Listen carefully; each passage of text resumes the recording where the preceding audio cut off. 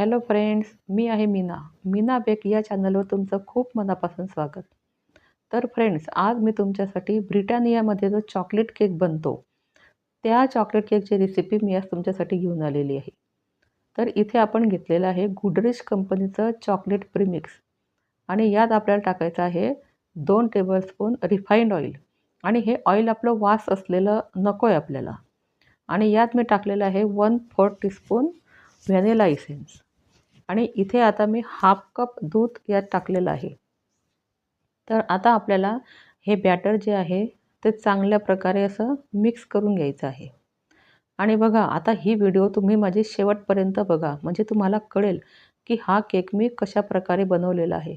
आणि एकदम सोपी आणि साधी मेथड आहे याची.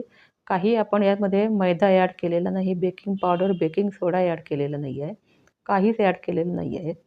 आणि बघा, आता हे बॅटर मला थोडं थिक वाटतं आहे, तर मी यात अजून थोडं दूध ॲड करते, म्हणजे मग हे बॅटर आपल्याला जसं पाहिजे तसं तयार होईल.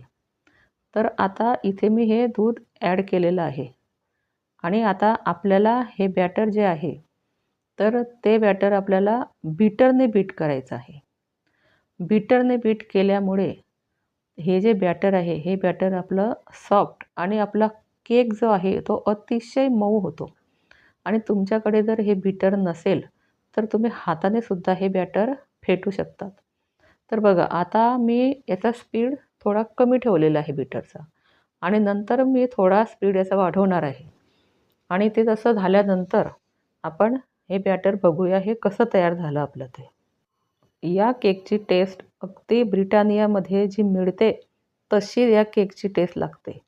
तर आपण नेहमी त्या ब्रिटानिया कंपनीचे बिस्किट खातो, केक खातो, तर ते अतिशय सुंदर लागतात.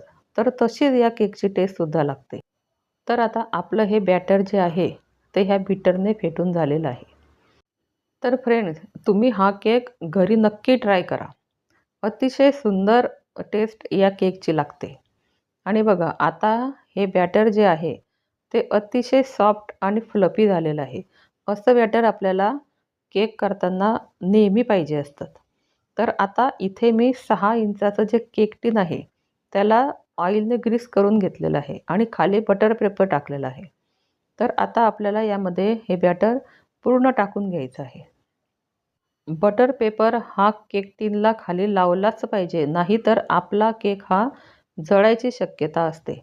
आता बघा, हे थोडा हा केक टिन आपल्याला टॅप करून घ्यायचा आहे. आणि इथे बघा, हा केक आपल्याला गॅसवर बेक करायचा आहे. तर आता ही कढई मी 10 मिनिट आधी प्रीहीट करून घेतलेली आहे. आणि आता हे केक टिन आपल्याला या कढईमध्ये ठेवल्यानंतर आपल्याला हा केक 35 मिनिटासाठी बेक करायचा आहे.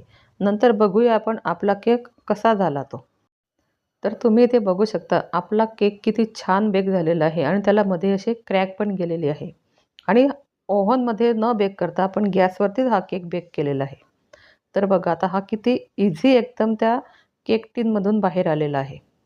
तर आता आपल्याला हा बटर पेपर काढून घ्यायचा आहे. तर बघा, आता किती इझी हा आपला पेपर निघाला आहे. आणि हा केक पहा आता किती सॉफ्ट झालेला आहे. हे पहा, याला किती छान अशी क्रॅक गेलेली आहे आणि एकदम सॉफ्ट. मी हा दाबते आहे तरी तो पूर्ण पहिल्यासारखा होतो आहे बघा. खूपच छान असा केक आपला हा झालेला आहे.